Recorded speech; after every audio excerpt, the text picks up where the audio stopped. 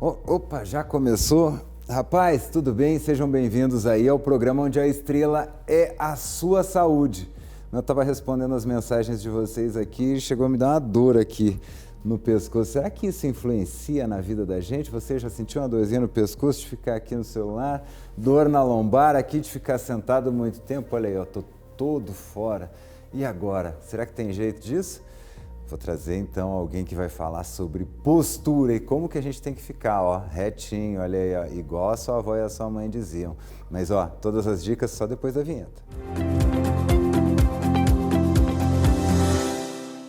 E sejam muito bem-vindos, que eu já estou aqui no estúdio com a doutora Natália Queiroz, ela que é fisioterapeuta e vai colocar a sua coluna, e não só a coluna, né, o resto todo também nos eixos, ainda mais hoje que a fisioterapia tem sido a solução para muita coisa que antes só se resolvia com cirurgia. Seja muito bem-vinda. Eu que agradeço, prazer mais uma vez estar aqui com vocês, para a gente falar de um assunto tão importante e que faz parte da nossa rotina, porque falar de postura é falar de todos nós, né, no nosso dia a dia. Eu estava brincando da questão né, que a gente tem aquele quadrinho da evolução, que a gente andava curvada e a gente vai erguendo, até que chegou ali no Homo erectus, né, tudo retinho, e de repente a gente está evoluindo de novo para ficar, a gente não anda mais. O ser humano foi um bicho sempre que foi feito para andar. Perfeito. Não anda mais, anda de carro, então a gente está sempre sentado, sempre, seja para trabalhar, seja para ir para algum lugar, é só sentado.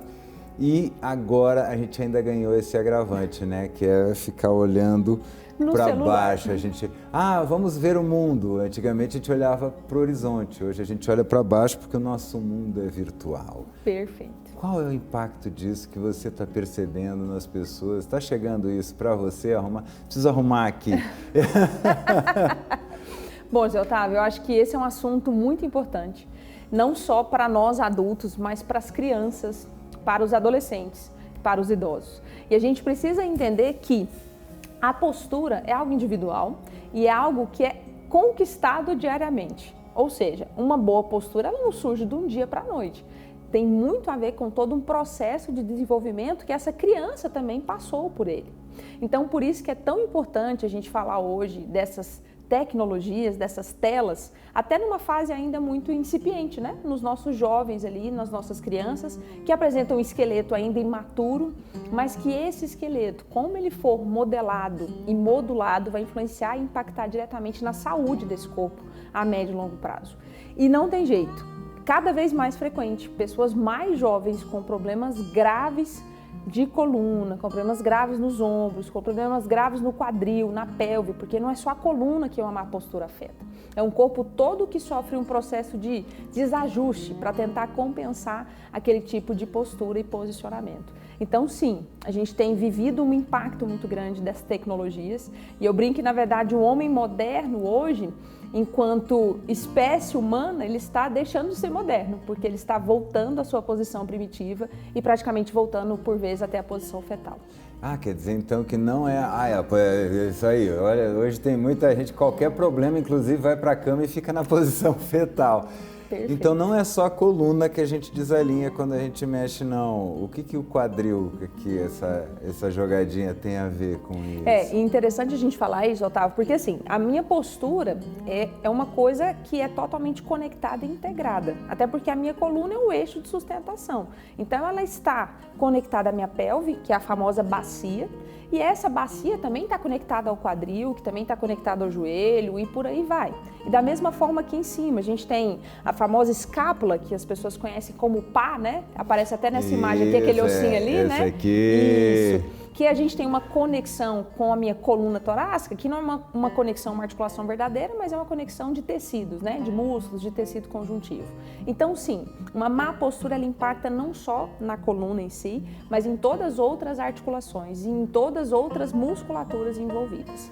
E um exemplo assim, Zé Otávio, já que você comentou, se a gente está nessa posição, então assim, eu estou aqui numa posição um pouco mais ereta, se eu já automaticamente sento, em vez de sentar aqui numa região mais próxima ao meu bumbum, eu sento mais relacionado ao sacro, que a gente fala, mais próximo à minha coluna, isso muda totalmente o posicionamento dos meus ombros, isso vai mudar o posicionamento da minha cabeça, isso vai mudar o posicionamento do meu joelho e por aí vai. E a cabeça da gente é uma das partes mais pesadas do corpo, né? Porque aqui é o osso mesmo, o cérebro é pesado. Pensando ou não, o peso você está carregando. Então, quer dizer, quando eu inclino aqui, eu coloco esse peso todo que estava equilibrado, eu jogo ele para o pescoço ter que fazer força para segurar. Perfeito. Né? E só que não necessariamente a gente tem uma musculatura capacitada e bem treinada para dar conta dessa carga. Porque a gente está falando de um peso numa cabeça, e eu até faço uma analogia também com o bebê, que dentro do processo de desenvolvimento não é o mais difícil o bebê começar aquele controle de cabeça, porque a cabeça pesa. É um negócio que é difícil para ele. E a musculatura vai sendo desenvolvida para que ele consiga desempenhar ali com maestria, né, essa necessidade, até por uma questão de sobrevivência. O pediatra manda, né, colocar a criancinha de bruço para ela fazer o esforço de levantar porque a cabeça. Isso é até sobrevivência, porque se o bebê não faz isso, ele pode até, assim, né, broncoaspirar, né, porque ele vai regurgitar ali, a gente tem toda aquela situação numa fase inicial, então ele pode broncoaspirar e realmente morrer ali por ausência de oxigênio e por aí vai. Ou seja, a minha cabeça tem toda uma característica desde a nossa formação que ela é pesada. Para que a gente sustente ela dentro desse eixo, eu preciso de musculatura muito bem equilibrada. Só que aí eu pergunto para vocês, Otávio, aonde que a gente fortalece o pescoço? Porque você não vai na academia, você vê as pessoas fazendo exercício para o pescoço. A máquina do pescoço, né? O aparelho do pescoço que... Você vê já, assim, principalmente o que a gente está mais habituado a ver são atletas, por exemplo, de Fórmula 1, que ele sabe que ele tem que segurar muita carga nesse pescoço. Então, assim, isso aqui é uma estrutura que é extremamente protegida e tem muita musculatura para proteger. Só que a gente precisa trabalhar esses músculos. Assim como eu trabalho um músculo do braço, assim como eu trabalho um músculo da perna. Então, a gente precisa entender que nós somos um dos profissionais que estão ali para direcionar essas estratégias. Ai, como é que faz para fortalecer o pescoço, ficar com o pescoço? Tem algum exercício que a gente pode fazer? Ou algum movimento que... eu aprendi com a minha avó que se eu estralar o pescoço vai melhorar. Pode? É proibido? Tem alguma coisa que é proibida? Show! Bom, gente, primeira coisa, a musculatura precisa de treinamento. E como essa estrutura vai ser treinada é algo um pouco individual, Zé Otávio. Mas de qualquer forma a gente sabe que é uma musculatura que tem que ter força, que tem que ter resistência, que tem que ter flexibilidade, que tem que ter também velocidade, principalmente não tem o tal do efeito chicote. Então, se eu sofro um impacto ali, eu tenho que ter uma reação muito rápida dessa musculatura para gerar uma estabilização, para a gente não ter uma lesão tão grave. O primeiro ponto é esse. A minha musculatura não é só de alongamento, ela também precisa de outras características físicas. Acho que a primeira chave é essa, para a gente poder entender. Então, você que sente dor aqui, de repente, na cervical, você ficar alongando de um lado, você ficar alongando do outro, é suficiente para você prevenir ou até tratar a sua dor? E a resposta é não. Porque não é só de alongamento que essa região precisa e nem o nosso corpo só precisa. Segundo ponto, para fortalecer. A gente hoje tem que pensar que quando eu mexo o pescoço para um lado, tem músculos, Otávio, que estão mexendo o pescoço para esse lado. Mas ao mesmo tempo tem outros músculos que estão segurando esse pescoço para ele não cair de lado. Concorda comigo? Então o tempo todo no nosso corpo a gente fala que nós trabalhamos músculos do ponto de vista agonista, ou seja, que são responsáveis pelo movimento, mas eu preciso ter o cara que freia esse movimento para a gente equilibrar as forças, que é o tal do antagonista. Então, uma das formas que a gente mais fortalece o pescoço é utilizando a resistência elástica. Porque quando eu uso um elásticozinho, por exemplo, se eu jogo um elástico aqui ao redor do meu pescoço, da minha testa, e eu faço uma tração para um lado, só de eu estar sustentando o meu pescoço, ou eu movimentar, inclinando ele para um lado, eu vou estar trabalhando um lado, mas automaticamente eu também estou trabalhando o outro. Porque o elástico, ele faz uma resistência na ida do movimento e também na volta. Então, assim, tem várias hoje estratégias que a gente pode utilizar para a gente fortalecer, para deixar essa estrutura mais capacitada.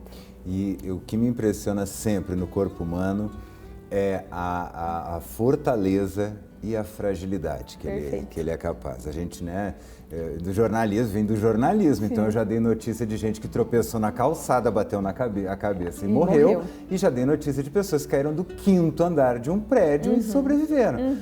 Tudo é a questão do jeito. Isso. Eu lembro a primeira vez que eu fiquei chocado com aquele encostinho de cabeça do carro, que a gente acha que é para o conforto, que é para você botar a cabecinha ali.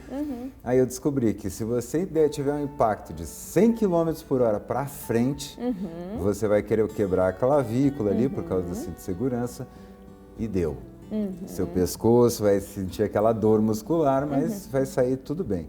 Se você sofrer um impacto de 20 km por hora de ré, que o seu pescoço faça, ao invés de fazer o impacto para frente, ele fizer para trás, você tem um risco de quase 90% de quebrar essa ligação, de realmente ficar aquele tetraplégico que chama. Isso.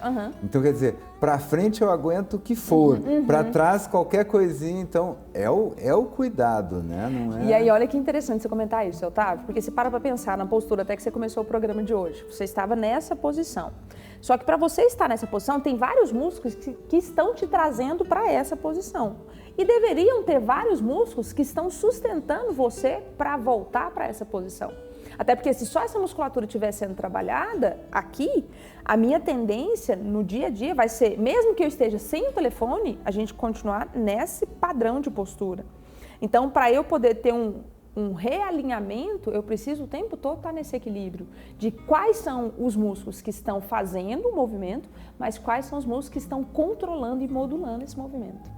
E é natural, a gente tem essa tendência, né? Você começa retinho, e dali a pouquinho você vai cedendo. Até que você solta o peso todo. Todo do corpo. E ainda tem o tal da gravidade, porque a gente está aqui falando de peso, que não é um peso só também do nosso corpo, né? É o nosso corpo contra uma carga imensa que a gente carrega, que é a carga da gravidade. E aí isso vale até a pena trazer um esclarecimento, né? As pessoas falam assim, não, eu tenho problema de coluna, eu vou fazer hidroginástica, ou eu vou fazer hidroterapia. Gente, nós somos seres humanos vivendo na terra, a gente não vive na água. Então, exercícios na água são suficientes para reproduzir o que eu preciso para a minha demanda diária? Não, eles são auxiliadores.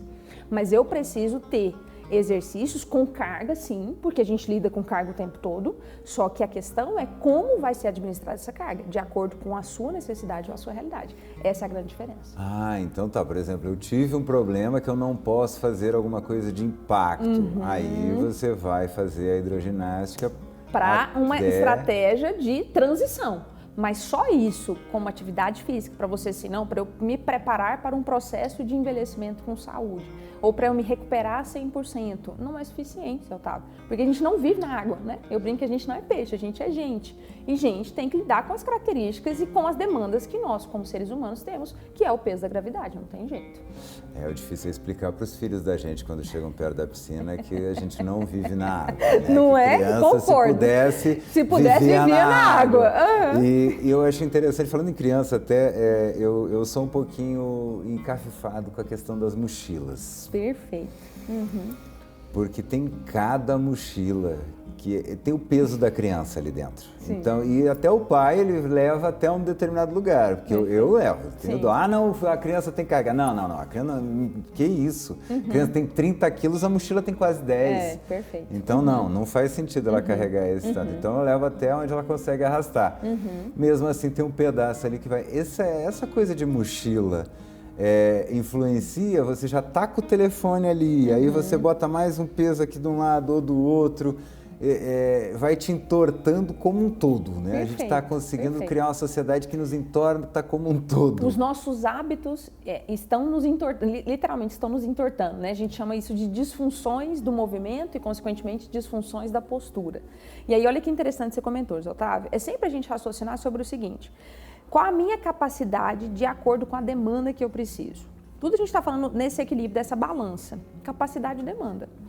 Eu preciso carregar aquele peso. Ou seja, eu preciso. Então, eu preciso trabalhar o meu corpo para aquela demanda.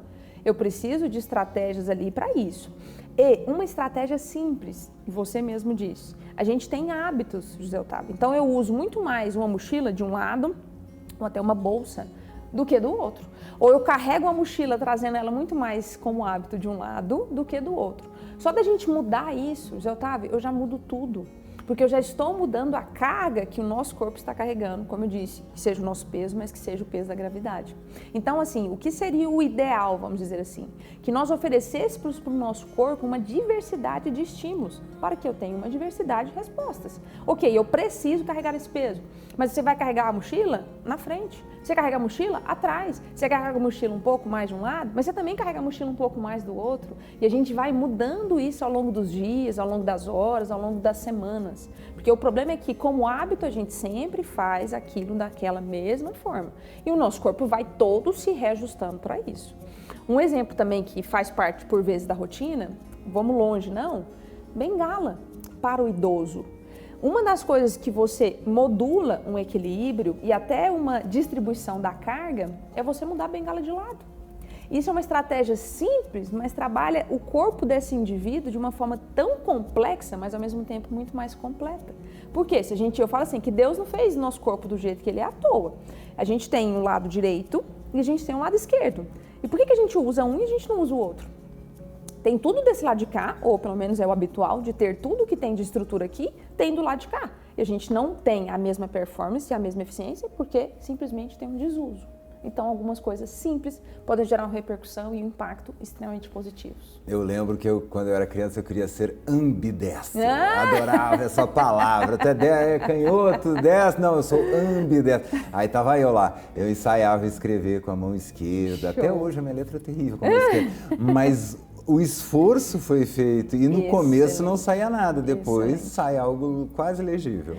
Otávio, na verdade, assim, a postura e a forma como o nosso corpo responde é de acordo com a necessidade. Se você quebrar um braço, se eu quebrar um braço que é o meu dominante, você vai fazer o que precisa ser feito. E você vai aprender a fazer o que precisa ser feito com o outro lado. Isso é claro. Então, por que a gente precisa machucar para a gente poder, ou sentir uma dor para a gente poder prevenir, né? Então, hoje a gente tem dentro da fisioterapia uma abordagem muito mais preventiva, muito mais personalizada, individualizada, mas para a gente poder ser um promotor de saúde, né? E não um tratador de doença apenas. Ah, mas se o ser humano tem um remedinho que ele pode tomar, para que ele vai fazer sacrifício para alguma coisa? Não é um pouco assim? Com certeza. Você tem que cuidar da sua alimentação, para que tem Monjaro? Mas suas costas estão doendo, você tem que melhorar a musculatura. Para que tem anti-inflamatório? E tem aquela cinta que o povo coloca, ainda tem uns negocinhos aí complexos. E ainda tem os apetrechos, né? Os aparelhos. Por que o ser humano gosta tanto de um atalho? Então, eu acho que assim, a gente gosta de ficar na zona de conforto, né? E eu falo isso em vários aspectos da nossa vida. E eu não estou falando assim de Beltrano, Ciclano, mas eu acho que todos nós, é a nossa característica enquanto ser humano. Por quê? Porque a gente vem de um processo evolutivo que antes era totalmente desconfortável, até porque como espécie humana a gente tinha que caçar para sobreviver, a gente tinha que fugir de leão para não ser engolido, a gente tinha que subir em altos morros, né, esconder em caverna para realmente conseguir ter ali a nossa prole protegida, vamos dizer assim. Então a gente vem de tantos anos, eu acho que dessa adversidade e dessas tensões que hoje a gente está muito habituado a ficar no conforto. Só que eu falo assim, a gente no conforto, a gente evolui, Otávio? A gente não evolui. A gente evolui no desconforto. Por isso que eu sempre comento que dor, na verdade, é um fenômeno muito complexo e ela é muito importante para você entender que, opa, tem alguma coisa que não está legal. O seu corpo está falando para você que alguma coisa não está legal. E as piores doenças, inclusive, são as que não têm dor.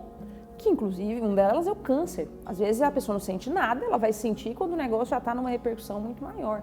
Ou seja, gente, não ignore um sinal ou um sintoma. Na verdade, é o seu corpo mostrando para você que é melhor você olhar para ele antes que ele realmente tenha um processo muito mais grave. E é interessante a gente frisar muito isso, da questão da diferença entre o problema e o sintoma. Eu tô com um problema, eu tô com uma dor. Não, da dor já é o sintoma. Você tem que tratar o problema. A causa, justamente. Eu sempre costumo falar assim, fazendo uma analogia, que a gente tem ali o incêndio. E você vai lá para poder apagar o incêndio. Mas eu não quero saber do incêndio somente. Eu preciso saber quem foi que jogou o toco de cigarro. E saber por que aquele toco de cigarro naquele lugar gerou um incêndio. A gente tem que dar um passinho para trás para a gente poder dar 1000 passos para frente, para a gente poder ter um raciocínio mais efetivo de como é que a gente pode conduzir a saúde das pessoas.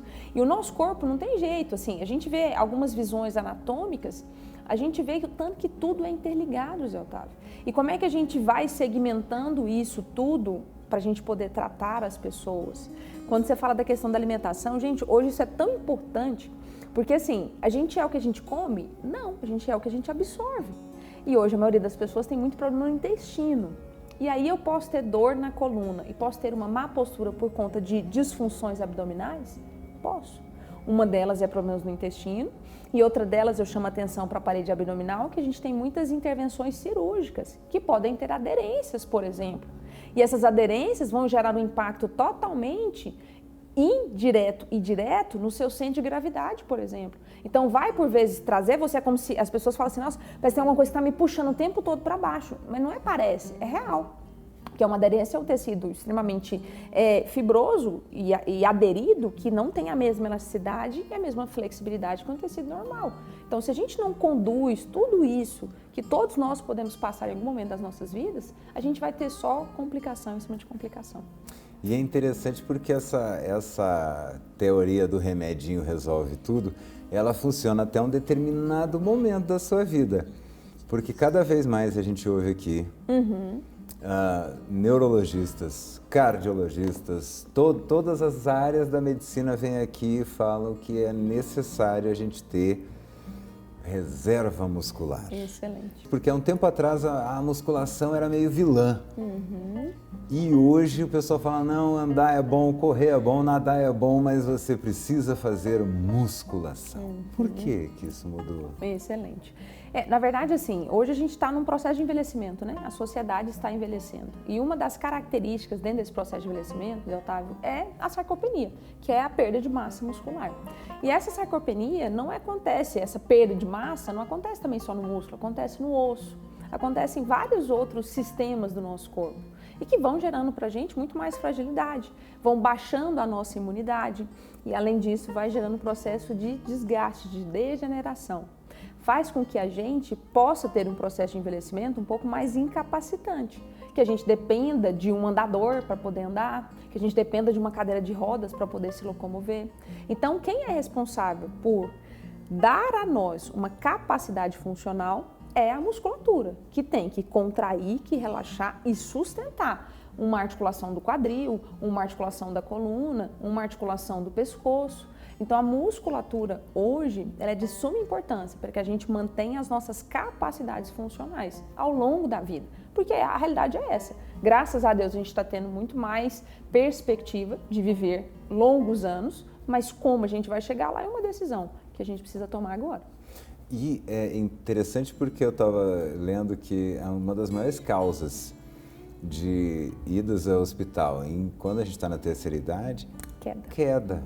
E a queda, ela é por falta do equilíbrio e musculatura, né? Então, quer dizer, também você já está com o corpo todo já deslocado para algum lado e ainda sem a musculatura para te frear. E aí não tem remédio para isso. Não tem pílulazinha. Não tem pílula milagrosa. A gente precisa fazer a nossa parte. E assim, o nosso corpo ele responde a estímulos, Otávio. Então, o grande segredo é exercício. Tanto é que antigamente era muito comum, até na minha área, na fisioterapia, as pessoas falarem de repouso. Não, você está com dor, você tem que ficar quieto. Hoje em dia já não é assim. A gente já vê a ciência ali trazendo estudos muito consistentes, trazendo para nós que o movimento é vida, movimento é saúde, movimento é recuperação. Por que a gente fala isso? Porque quando a gente mexe, a gente está trabalhando todo o nosso sistema circulatório, nosso sistema nervoso.